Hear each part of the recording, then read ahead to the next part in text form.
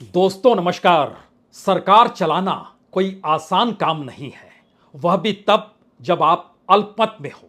और अल्पमत का मतलब है कि सरकार आप चला रहे हैं, प्रधानमंत्री आप हैं, आपकी क्रीम मिनिस्ट्री जो है आप ही के पास है, लेकिन इन सब के बावजूद भी आप किसी दूसरे के समर्थन पर टिके हुए हैं। संसद खत्म हुई और अब सामने बजट है, और उस बजट में बहुत सारा पैसा क्या आंध्र प्रदेश को दे दिया जाएगा?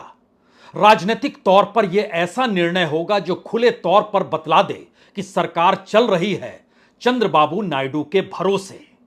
दरअसल बिहार की राजनीति में और वहां की शिराओं में सही मायने में सिर्फ राजनीति दौड़ती है। इसीलिए नीतीश कुमार हो या दिल्ली में बैठे हुए ललन सिंह हो, इनको राजनीतिक तौर पर प्रधानमंत्री मोदी साथ बैठाते हैं। गृह मंत्री अमित शाह तमाम बातों का जिक्र करते हैं, लेकिन दक्षिण भारत के राज्यों की परिस्थिति सिर्फ राजनीति नहीं है बल्कि पैसा है। पैसा नहीं बल्कि प्रोजेक्ट है। प्रोजेक्ट नहीं बल्कि कॉरपोरेट और इंडस्ट्रियलिस्ट हैं, और उसी आसरे अपने राज्य की प्रति व्यक्ति आय भी इनके लिए बड़ी मायने रखती है। ध्यान दीजिए तो इस वक्त तेलंगाना टॉप पर है प्रति व्यक्ति आय में। चंद्रबाबू नायडू खुद को टेक्नोक्रेट मानते हैं। कॉरपोरेट के साथ उनका उठना बैठना है। इंडस्ट्रियलिस्टों के साथ आने वाले वक्त में कौन से प्रोजेक्ट उनके अनुकूल होंगे और वह आंध्र में कैसे काम करेंगे, सभी पर एक साथ चंद्रबाबू नायडू की नजर है। और इस नजर को लेकर वह कल शाम या कहें देर शाम, जब दिल्ली में अंधेरा होने लगा था, बिजली टिमटिमाने लगी थी, उस वक्त चंद्रबाबू नायडू दिल्ली पहुंचे।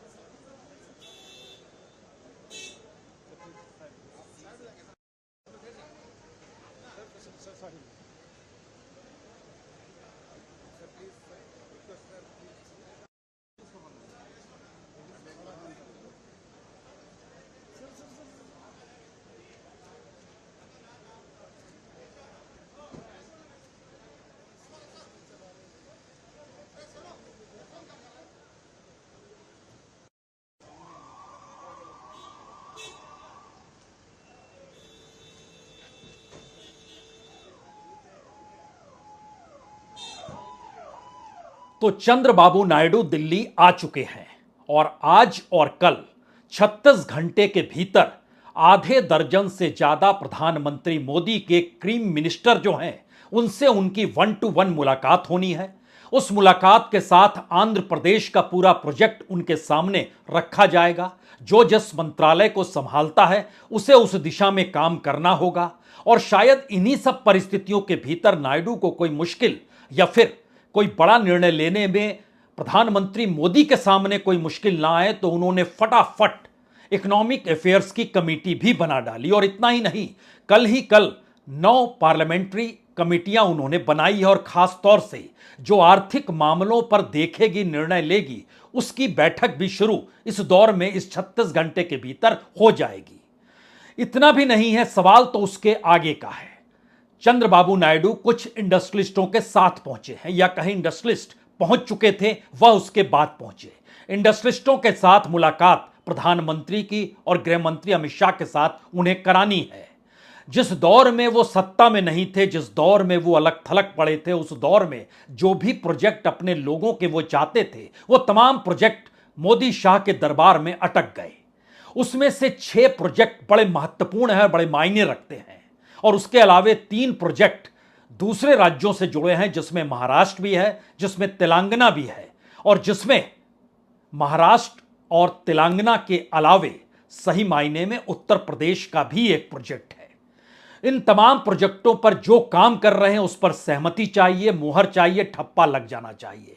तो जरा सिलसिलेवार तरीके से परिस्थिति को समझिए कि क्यों सरकार चलाना और अब बरकरार रखना कितना महंगा है या कितना मुश्किल है। चंद्रबाबू नायडू इस दौर में दिल्ली पहुंचे, और उनकी मुलाकातों का सिलसिला प्रधानमंत्री नरेंद्र मोदी, उसके बाद गृह मंत्री अमित शाह, उसके बाद कृषि मंत्री शिवराज सिंह चौहान, उसके बाद housing and urban affair minister Manohar Lal Khattar, इन 4 लोगों के साथ मुलाकात इस दौर में हो चली है। कल मुलाकात जो होगी उसमें जेपी नड्डा हैं जो हेल्थ मिनिस्टर हैं, राजनाथ सिंह हैं जो रक्षा मंत्री हैं, और फाइनेंस मिनिस्टर। आखिर में मुलाकात इसलिए होगी क्योंकि तमाम जगहों से जो बातें और जिन प्रोजेक्ट्स पर फैसले होने हैं उसमें निर्मला सीतारमण से उसके बाद मुलाकात होगी। उस मुलाकात में आंध्र प्रदेश के कुछ इंडस्ट्रियलिस्ट भी मौजूद रहेंगे, कुछ बिजनेस पर्सन भी मौजूद रहेंगे। यानी ध्यान दीजिए, एक मुख्यमंत्री नहीं बल्कि एक सीईओ की मुलाकात देश के सबसे ताकतवर सीईओ के साथ होने वाली है। और इस दौर के भीतर में जो अलग अलग प्रोजेक्ट, जो 2 प्रोजेक्ट खास तौर पे मायने रखते हैं, उसमें एक पोलावरम प्रोजेक्ट है। यह दरअसल पीने के पानी की सुविधा आंध्र को मिल जाए, वहां पर सिंचाई की सुविधा मिल जाए, वहां पर पावर सेक्टर मजबूत हो जाए, और इसको 55,000 करोड़ में पूरा होना था। 70% काम जगन रेड्डी ने कर दिया, 15% काम बचा है, और उसके लिए 12 से 15,000 करोड़ रुपए के बीच तुरंत चाहिए। और यह तुरंत देने की स्थिति में भारत सरकार रहे और इसके लिए बजट में प्रावधान कर दिया जाए कि उस सिंचाई परियोजना को लेकर केंद्र सरकार भी कह रही है, लंबे वक्त से चला आ रहा है, 2019 में ही आकलन किया गया था कि इसको पूरा होना चाहिए, और अब 5 बरस और बीत गए तो अब इसे पूरा होना चाहिए। इस दिशा में बात आगे बढ़ रही है। इसके बाद मसला है कि अमरावती का प्रोजेक्ट दरअसल बहुत बड़ा है। यह तकरीबन 1 लाख करोड़ का प्रोजेक्ट है, और सिलसिलेवार तरीके से यह पैसा आने वाले वक्त में दिल्ली से आता रहे, इसकी व्यवस्था चंद्रबाबू नायडू अभी ही चाहते हैं।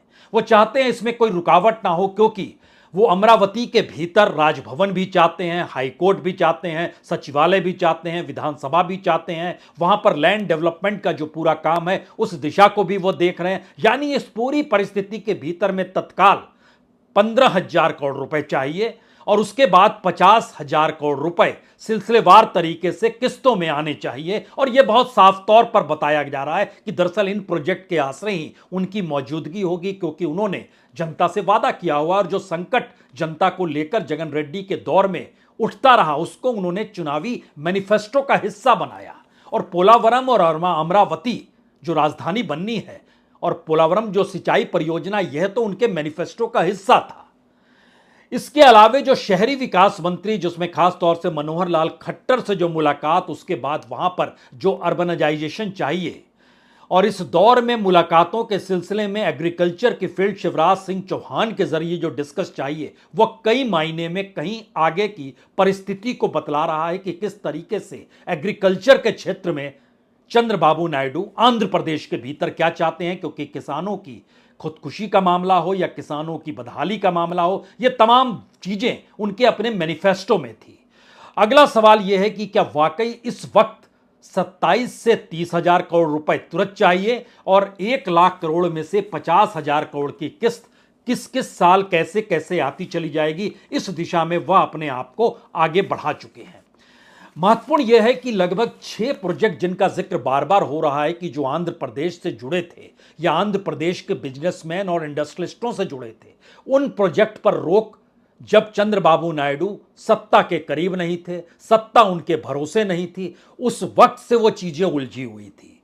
और इस देश के भीतर में तमाम प्रोजेक्ट जो पास होते हैं वो फ्री में तो होते नहीं हैं, उसमें आपको कमीशन देना पड़ता है। और महत्वपूर्ण यह है कि कमीशन पर भी ये तमाम इंडस्ट्रियलिस्ट राजी हो गए थे। उसमें एक महाराष्ट्र के बड़े इंडस्ट्रियलिस्ट हैं, वह भी राजी हो गए थे, और इस दौर में लगातार आवाजाही उनकी होती रही, और तय यही हुआ कि संसद खत्म होने के तुरंत बाद सभी दिल्ली पहुंच जाइए और एक के बाद एक तमाम मंत्रियों से अकेले अकेले मुलाकात करेंगे। महत्वपूर्ण यह नहीं है, महत्वपूर्ण इसके आगे की है कि सत्ता बचानी है, निर्णय लेने हैं, तो आपको तुरंत पार्लियामेंट्री कमेटियों की दिशा में बढ़ना होगा जो निर्णय ले सके। इसीलिए कल एक झटके में 8 पार्लियामेंट्री कमेटी का गठन हो गया। उसमें जो सबसे महत्वपूर्ण है वह इन्वेस्टमेंट एंड ग्रोथ कमेटी है, और साथ ही इकोनॉमिक अफेयर की कमेटी है। और इन दोनों कमेटियों के भीतर टीडीपी और जेडीयू, ललन सिंह, और टीडीपी के राम मोहन नायडू, इनको भी रखा गया है।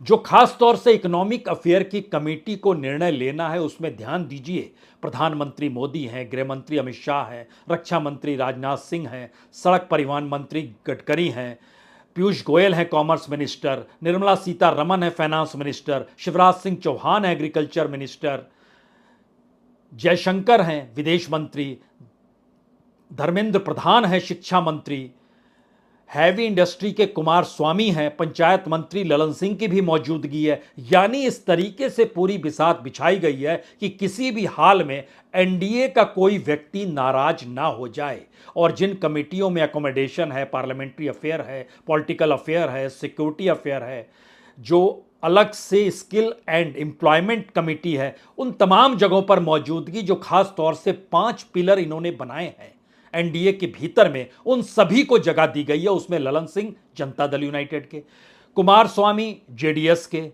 राम मोहन नायडू टीडीपी के, चिराग पासवान एलजेपी के और जीतन राम मांझी हम के। जीतन राम मांझी एक ही हैं, लेकिन उन सब के बावजूद भी एक सांसद का होना नहीं, बल्कि वो उस वोट बैंक पर नजर है जिस वोट बैंक के आसरे वो सियासत साध सकते हैं। यानी इस पूरी परिस्थिति के भीतर दो बातें खास तौर से है। इस दौर में प्रधानमंत्री मोदी की नजर इस देश की इकोनॉमी को लेकर है, कॉरपोरेट को साथ जोड़ने को लेकर है, जिन राज्यों की जो मांग है उन मांग को पूरा करने को लेकर पैसा चाहिए, कॉरपोरेट उसमें कितना योगदान दे सकता है, इस दिशा में निर्णय लेने की दिशा में ये चीजें आगे बढ़ रही हैं। इसीलिए फटाफट इन चीजों का जिक्र लगातार हो रहा है। और इसमें और भी बड़ी महत्वपूर्ण बात है कि इस देश की इकोनॉमी, इस देश की पूंजी, वह कितनी मायने सरकार के लिए रखती होगी, यह सवाल अब दूर की गोटी है। क्योंकि अगर आपको एक आंकड़ा की जानकारी दे कि सरकार ने अपनी जीडीपी का ग्रोथ कितना किया, अपने बजट का ग्रोथ कितना किया, उससे हटकर जो कॉरपोरेट, जो उनके करीब के कॉरपोरेट हाउसेस हैं, उनके ग्रोथ को अगर आप देखिए 2019 से 2024 के बीच में, तो आप हैरत में आ जाएंगे। मसलन अंबानीज 2019 में लगभग $51.4 बिलियन यानी 4,29,000 करोड़ पर थे। इस दौर में वह $119 बिलियन यानी 4,29,000 करोड़ से बढ़कर ये 9,94,000 करोड़ हो गया। अडानीज 2019 में यह $15.7 बिलियन यानी 1,31,000 करोड़ पर थे। आज की तारीख में यह बढ़कर 8,77,000 करोड़ होगा, यानी 105 बिलियन डॉलर। इसके अलावा माना जाता है कि तीसरे नंबर पर अब सावित्री जिंदल हैं, $36 बिलियन, जो कि 2019 में सिर्फ $5.8 बिलियन थी। उसके बाद शिव नडार हैं जो इस वक्त $35 बिलियन, उस वक्त $14.4 बिलियन थे। अजीज प्रेमजी हैं जो इस वक्त $29 बिलियन, उस वक्त $7.2 बिलियन थे। महत्वपूर्ण उसके आगे अगर आप इस पूरे शेयर बाजार को भी समझिए तो शेयर बाजार में अब आपको बड़ी कंपनियां जो दिखाई देंगी, उसमें आंध्र प्रदेश का योगदान या दक्षिण भारत से जुड़ी उन कंपनियों का योगदान जिसके जरिए राजनीति को भी साधना है, इकोनॉमी को भी संभालना है और राजनीति और इकोनॉमी को मिलाकर एनडीए को बरकरार भी रखना है। इस पूरी प्रक्रिया के भीतर आप असमानता मत खोजिएगा कि जनता के पास कितनी संपत्ति है, नहीं है, और इस दौर में 1% के पास कितनी संपत्ति मायने रखती है। शेयर बाजार 80,000 के अंक को पार कर गया। अब वो बड़ा सवाल यह है कि इस दौर में अगर आप मार्केट कैप भी देखें तो रिलायंस का ही मार्केट कैप देख लीजिए। 2019 में यह 10 लाख करोड़ का था, आज की तारीख में यह 21 लाख करोड़ पार कर गए। क्या भारत की इकोनॉमी, जीडीपी डबल हो गई? नहीं हुई, लेकिन कॉरपोरेट की हो गई और इनसे तमाम जो सटे हुए लोग थे उनकी बढ़ गई। आप यहां पर एक सवाल और कर सकते हैं कि सबका बढ़ रहा है? जी नहीं। एलआईसी कम हो गया, 6.29 लाख करोड़ हो गया। एसबीआई भी कुछ कम हुआ, 7.57 लाख करोड़ हुआ। एसबीआई का मतलब बैंकिंग प्रणाली में अगर आप आएंगे तो सरकार का नजरिया अब सीधे सीधे बैंकों के निजीकरण का है। इस दौर में सरकार मान रही है कि किताबें ठीक कर दी गई है, यानी उनकी बुक ठीक कर दी गई। एनपीए का जो बोझ था उस बोझ को हटा दिया गया किताब में से, उसके बदले रिटर्न ऑफ कर दिया गया, कर्ज की माफी कर दी गई, और उसके बाद जो कर्ज लेने के बाद जो वसूली हो रही है उसको मुनाफे के खाते में डाला जा रहा है, तो वो डिविडेंड के तौर पर सरकार के पास जा रहा है। यानी राजनीतिक तौर पर इकोनॉमी को अपने अनुकूल कैसे बना दिया जाए, यह खुला खेल इस दौर में राजनीतिक तौर की जरूरत हो गई है, क्योंकि प्रधानमंत्री उस दिशा में बढ़ चुके हैं। और खुद अरविंद पनगड़िया कहते हैं कि देखिए, जब बैंकों की हालत बेहतरीन हो, यानी वो गुड हेल्थ में हो, मुनाफा दे रहे हो, तो उनकी वैल्यू सॉलिड हो, तो निजीकरण कर देना चाहिए। अपने इंटरव्यू में साहब, ये 16th फाइनेंस कमीशन के चेयरमैन हैं और इससे पहले ये नीति आयोग के वाइस चेयरमैन रह चुके हैं। अब इस स्थिति के भीतर पहला नंबर तो आईडीबीआई बैंक का है। सरकार के पास लगभग 45% स्टेक है, एलआईसी के पास 49.25% स्टेक है। दोनों मिलाकर 60% स्टेक जो है सेल करना चाहते हैं। आप सोचिए कतार में कौन है। नंबर 1 पर प्रेम वत्स हैं, जो भारतीय हैं लेकिन कनाडा में रहते हैं, रईस आदमी हैं, सीएसबी बैंक ये चलाते हैं, उनके पीछे है। क्या उसको जाएगा? कोटक महिंद्रा वह भी लेने को तैयार है, एमिरेट्स, एनबीडी यह भी लेने को तैयार है। इन तमाम परिस्थितियों के बीच में दोबारा लौटिए उस राजनीति पर जहां पर सत्ता को बरकरार रखना भी है और चंद्रबाबू नायडू जब दिल्ली पहुंचे हैं तो उनको सहेजना भी है। और तमाम मंत्री जो एक कतार में इंतजार कर रहे हैं, जो आज की मुलाकात और कल की मुलाकात और कल शाम वो वापस उड़ जाएंगे। यानी 36 घंटे के भीतर देश के टॉप 6 मंत्री से मुलाकात होना, प्रधानमंत्री के साथ मुलाकात होना, अपने करीबी इंडस्ट्रियलिस्टों के साथ मिलना, अपने करीबी उन बिजनेस हाउसेस के मालिकों को लेकर प्रधानमंत्री, गृह मंत्री या मंत्रियों के साथ मुलाकात कराना और यह कहना कि किसी का प्रोजेक्ट नहीं रुकेगा। और इस परिस्थिति के भीतर में जो करीबी लोग हैं सत्ता के, मान लीजिए आपने अडानी का नाम लिया, अडानी के फिलहाल आंध्र प्रदेश में सिर्फ बंदरगाह है, जो कृष्णपट्टनम और गंगावरम है, उसका विस्तार करने की बात है। उसके विस्तार के बाद अडानी विशाखापट्टनम में सोलर प्राइवेट पार्क भी बनाने जा रहे हैं। 2000 मेगावाट का ये सोलर पार्क होगा। उसके बाद वो सीमेंट फैक्ट्री लगाने की दिशा में बढ़ेंगे। जो 2 नई सीमेंट फैक्ट्री अडानीज की लगनी है वो क्रप्पा और नडीकुड़ी में लगनी है। और इसके ठीक समानांतर देश के उन हिस्सों में जहां बीजेपी की सत्ता है, उसमें महाराष्ट्र है, उसमें उत्तर प्रदेश है। खास तौर से अभी तक यह माना जाता था कि जो भी प्रोजेक्ट आएंगे उसमें गुजरात का व्यक्ति होना चाहिए। अब सत्ता बचानी है तो उसमें गुजरात का व्यक्ति नहीं, बल्कि तमाम जगहों पर आपको आंध्र प्रदेश का व्यक्ति मिलना चाहिए। और गुजरात शब्द इस तरीके से सत्ताओं पर हावी था, इसको इस रूप में समझ सकते हैं, नीतीश कुमार की सत्ता और वहां पर जो पेपर लीक हुआ था, उस पेपर बीपीएससी का जो पेपर लीक था, वो पूरा ठेका जो दिया गया था वो गुजरात की एक कंपनी को दिया गया था। उसी कंपनी ने नाम बदल लिया और उसके बाद वो उत्तर प्रदेश में घुस गई। जो सिपाही पेपर लीक हुआ उसमें भी उसी गुजरात वाली कंपनी का नाम, यानी गुजरात। और उसके बाद भी वो पेपर लीक के बाद उसके खिलाफ अरेस्ट वारंट हुआ, जारी हुआ, नोटिस दिया गया, वो भाई साहब अमेरिका भाग गए और कंपनी का नाम बदल लिया। गुजरात शब्द और गुजरात के बिजनेसमैन और इंडस्ट्रियलिस्टों का योगदान बीजेपी के भीतर कितना ज्यादा है, वो डर की वजह से है या सत्ता की ताकत की वजह से है। इन दोनों परिस्थितियों के भीतर नई परिस्थिति पहली बार आंध्र प्रदेश से निकल कर आई है। और प्रधानमंत्री मोदी ऐसा नहीं है, इन बातों को नहीं जानते हैं। वो जानते हैं कि दरअसल नीतीश कुमार और चंद्रबाबू नायडू यही 2 उनके लिए बड़े महत्वपूर्ण हैं। दोनों ने हाथ खींचे तो सरकार डगमगाई और उसमें से किसी एक ने खींचे तो आप पहुंच गए मार्जिन पर। जनता दल यूनाइटेड यानी नीतीश कुमार की राजनीति उस राजनीति की दिशा में बढ़ रही है जिस राजनीति को सालने के लिए उन्हें सिर्फ राजनीतिक तौर पर बयान देने हैं, कुछ पैसा देना है। बिहार से कोई कॉरपोरेट निकल कर आए, बिहार में किसी कॉरपोरेट की जरूरत हो, बिहार में कोई इंडस्ट्री आ जाए, इंडस्ट्री लगाने के लिए राजनीतिक सौदेबाजी पर नीतीश कुमार उतर जाएं, ऐसा होने वाला है नहीं। वो तो जल्दी चुनाव चाहते हैं, अपने विधायकों की संख्या चाहते हैं, मुख्यमंत्री पद पर ठसक के साथ बने रहें ये चाहते हैं, राजनीतिक तौर पर ताकत मजबूत हो जाए ये चाहते हैं।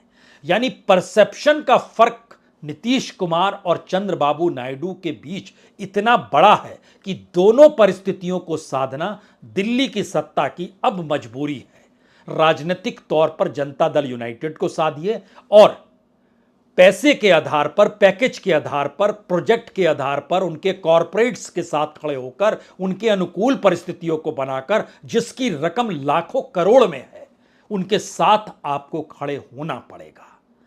तो क्या सत्ता बचाने की यह परिस्थिति एक मुश्किल घड़ी में मौजूदा सरकार के साथ खड़ी है? यहां पर 3 सबसे बड़े सवाल हैं। क्या सरकार के पास कोई कारू का खजाना है या वाकई आरबीआई क्या सिर्फ नोट छापती चली जाती है और उससे इन्फ्लेशन पर असर इसलिए नहीं पड़ता है क्योंकि वह नोट एक झटके में चंद इंडस्ट्रियलिस्टों के हाथ में चले जाते हैं और उसको वो उस इकोनॉमी के बीच नहीं लाते हैं, बल्कि उनके जरिए जो काम करते हैं उससे कहीं ना कहीं बेसिक इंफ्रास्ट्रक्चर और कहीं कुछ रोजगार पैदा हो जाता है। क्या ऐसी थ्योरी है? लेकिन इस थ्योरी के समानांतर जब आप ध्यान दीजिए तो राज्यों पर होने वाला कर्ज लगातार बढ़ते चला जा रहा है और आंध्र प्रदेश का कर्ज तो आसमान छू रहा है। जो सबसे ज्यादा है इस देश के भीतर में, उन्हें उस कर्ज पर भी रियायत चाहिए।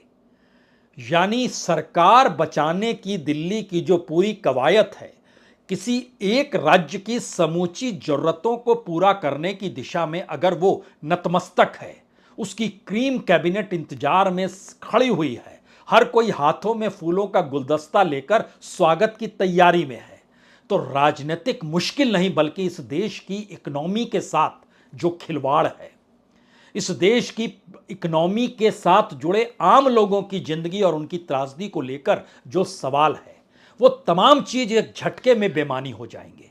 और शायद यही वो वजह है कि इस बार का बजट प्राइवेटाइजेशन, चाहे बैंकों का हो, चाहे डिसइन्वेस्टमेंट के नाम पर पीएसयूज का हो, चाहे इंफ्रास्ट्रक्चर के नाम पर दुनिया की तमाम बड़ी कंपनियों का पैसा झोंकने की सवाल हो, चाहे इस देश के भीतर में जो भी मंत्रालय के भीतर से जो मोनेटाइजेशन की रिपोर्ट निकल कर आई, उसमें भी 3 लाख करोड़ रुपया मंत्रालयों के भीतर की स्ट्रेक देने की बात है प्राइवेट सेक्टर को कि आप कमाकर हमको देइए। थ्योरी तमाम फिलॉसफी के साथ एक ही निकलती है। क्या सरकार ने सरकार बचाने के लिए सरकार को ही उन हाथों में गिरवी रख दिया जो अपने मुनाफे, अपने फायदे और अपने फायदे की इकोनॉमी के तहत इस देश को चलाएंगे? राजनीतिक तौर पर ऐसी स्थिति इससे पहले कभी आई नहीं थी, लेकिन अब हमारी और आपकी आंखों के सामने खड़ी हुई है और ये बताने के लिए काफ़ी है कि इस दौर में जो बड़े बड़े समझौते होने वाले हैं, उसमें जिन कमिटियों को बनाया गया है, उसमें economic affair committee, investment and growth committee, skill and employment committee जो कैबिनेट कमेटी अफेयर्स के नाम पर है, ये तमाम परिस्थितियां झटके में बजट से ऐन पहले तय करने वाली है कि किस तरीके से सरकार पुख्ता तरीके से चलती रहे। और बजट में इसके प्रावधान आपको नजर आएंगे जो 24 तारीख को रखा जाएगा। तो चंद्रबाबू नायडू का विमान दिल्ली में उतर गया है। जब तक वो वापस उड़ान ना भरे विजयवाड़ा के लिए, तब तक सांसें दिल्ली की ऊपर नीचे है और सरकारी खजाना, जिसमें आप टैक्स पेयर का पैसा कह सकते हैं, वह खजाना खुला हुआ है। बहुत बहुत शुक्रिया, बहुत बहुत शुक्रिया।